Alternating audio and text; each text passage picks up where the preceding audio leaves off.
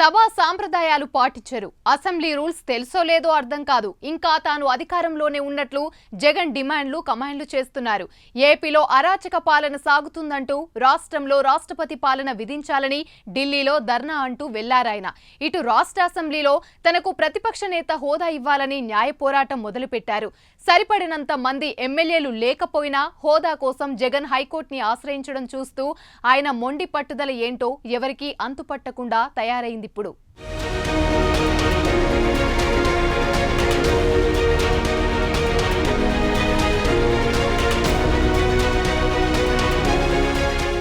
YCP అధినేత మాజీ ముఖ్యమంత్రి జగన్ అసెంబ్లీ సమావేశాలకు డుమ్మా కొట్టి ఢిల్లీ వెళ్లి హడావుడి చేశారు. ఆంధ్రప్రదేశ్లో కూటమి ప్రభుత్వంలో విపక్ష పార్టీ నేతలను టార్గెట్ చేసి దాడులు చేస్తున్నారని ఆవేదన వ్యక్తం చేశారు. జంతర్ మంతర్లో ధర్నా అన్నారు. ఆహ్వానించి మరీ పిలిపించుకున్న ఎస్పీ ఎంపీ అఖిలేష్, శివసేన రాజ్యసభ సభ్యుడు సంజయ్ రౌత్ వంటి ముగ్గురిని ధర్నా శిబిరంలో ఫోకస్ చేసుకున్నారు.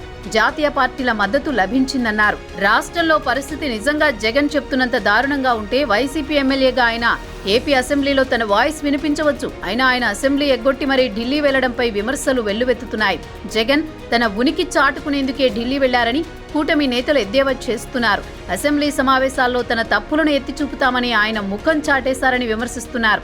5 ఏళ్ల తుగ్లక్ పాలన వల్ల రాష్ట్రం దివాళా తీసిందని, ఇప్పుడు ఢిల్లీ తుగ్లక్ రోడ్డులో ధర్నాలు చేస్తున్నారని సెటైర్లు విసురుతున్నారు. అసలు ఎన్నికల ఫలితాలు వెలువడినప్పటి నుంచే జగన్ విచిత్రంగా వ్యవహరిస్తున్నారన్న అభిప్రాయం వ్యక్తమైంది. గత నెల 4న ఫలితాల తర్వాత మీడియా ముందుకొచ్చిన ఆయన ఇలాంటి ఫలితాలు ఊహించలేదని వాపోయారు.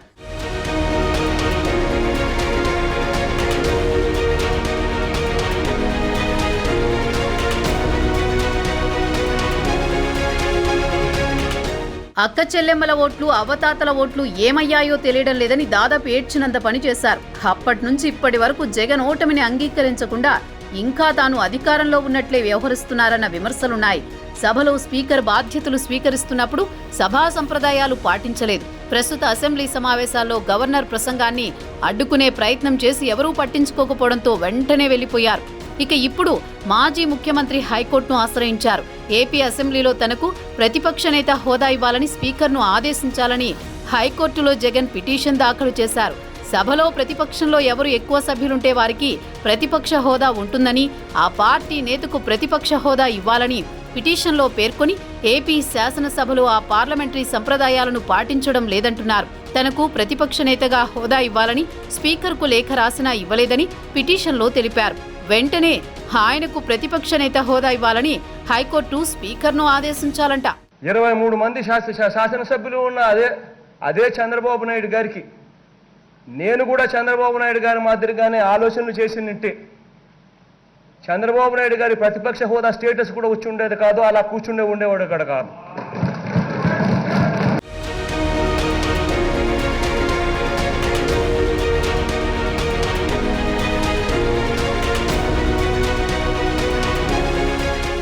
ఇటీవల జరిగిన ఏపీ ఎన్నికల్లో వైసీపీ ఘోర పరాజయం పాలైంది. కేవలం 11 సీట్లు మాత్రమే గెలిచి ప్రతిపక్ష హోదాను కూడా కోల్పోయింది. సాధారణంగా ప్రతిపక్ష హోదాకు కనీసం 10% అంటే 18 మంది ఎమ్మెల్యేలు గెలవాల్సి ఉంటుంది. కానీ వైసీపీ కేవలం 11 సీట్లకు మాత్రమే పరిమితమైంది. దీంతో ప్రతిపక్ష హోదా కూడా జగన్కు దక్కకుండా పోయింది. అయినా కేబినెట్ హోదా ఉన్న ఆ పదవి కోసం స్పీకర్ అయ్యన్న పాత్రుడికి జగన్ లేఖ రాశారు. ప్రతిపక్ష హోదాకు 10% సీట్లు కావాలని ఎక్కడా లేదని జగన్ అంటున్నారు. జగన్ వైఖరిపై అసెంబ్లీ సమావేశాల సందర్భంగా బీజేపీ ఎల్పీ కార్యాలయంలో ఆ పార్టీ ఎమ్మెల్యేలు విష్ణుకుమార్ రాజు, ఆదినారాయణ రెడ్డిల మధ్య ఆసక్తికర చర్చ జరిగింది. వైసీపీకి ఎలా ప్రతిపక్ష నేత హోదా ఇస్తారని ఆయన కోర్టుకెక్కారు. అసలు జగన్కి ఎవరా సలహా ఇచ్చారో అర్థం అవ్వట్లేదని ఇద్దరూ చర్చించుకున్నారు. 6% సీట్లు సాధించిన జగన్కి అధికారం పోయినా సలహాలిచ్చేవారు మాత్రం తగ్గినట్లు కనిపించడం లేదు. మరి ఆయనేంటో ఆయన లెక్కలేంటో.